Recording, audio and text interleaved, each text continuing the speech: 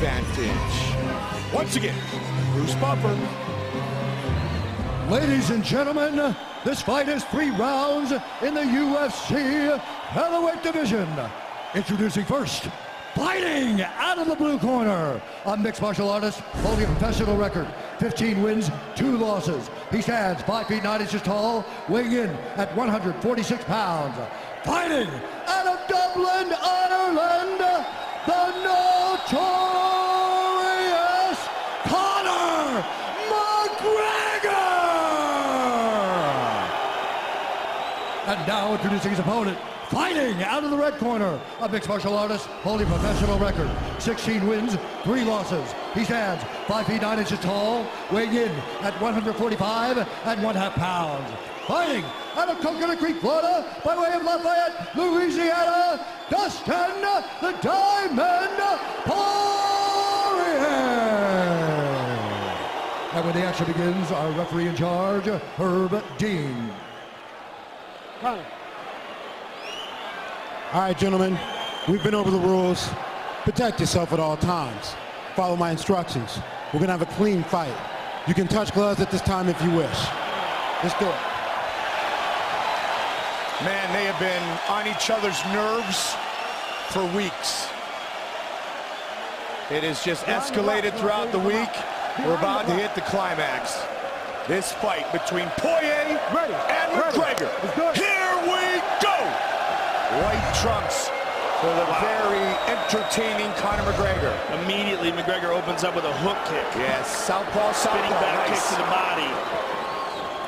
And again, Poirier has the most wins and most finishes in UFC featherweight history. Nice leg kick by Poirier.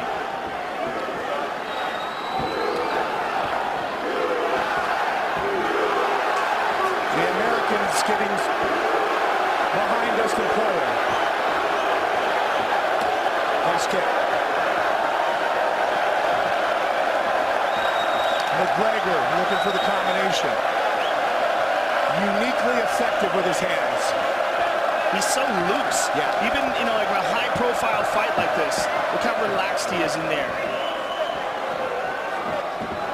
He was supposed to fight Cole Miller. Diego Brandao stepped up. Conor wanted Dustin Poirier to fight in Ireland. Well, you know what? That's even that storyline. He's here standing in front of him tonight.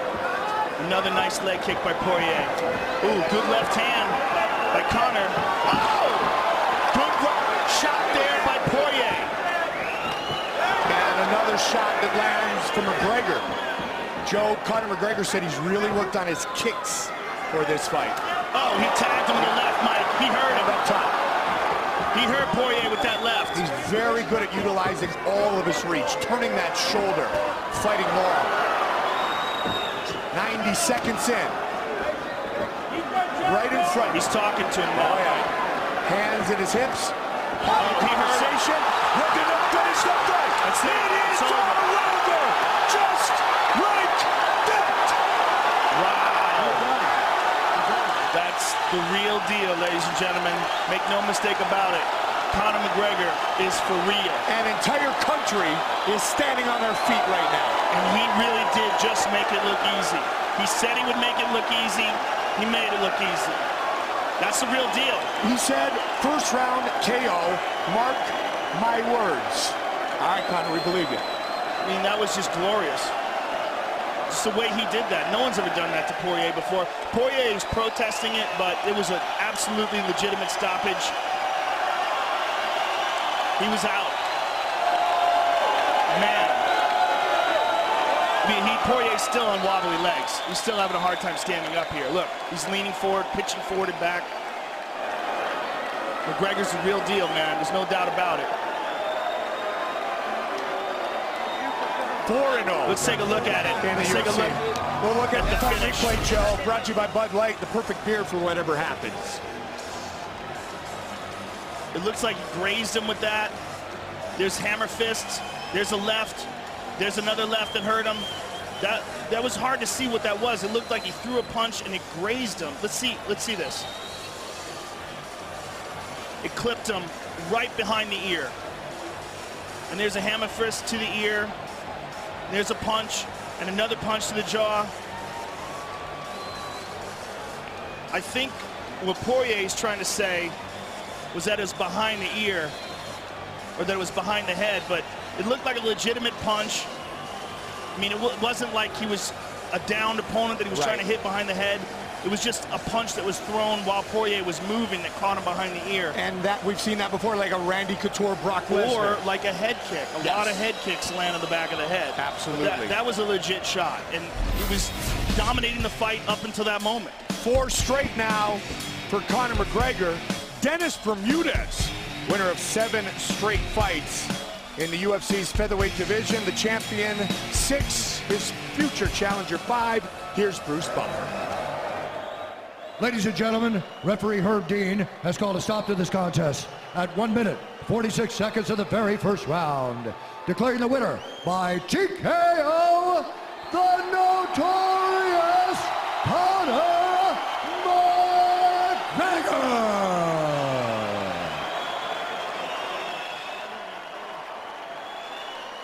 I'm here with the winner, Conor McGregor. Conor, the entire country of Ireland is shut down for this. I don't know if you realize this.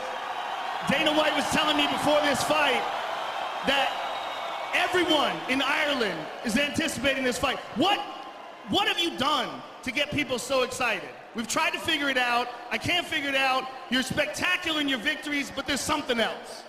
I don't just knock them out. I picked the round.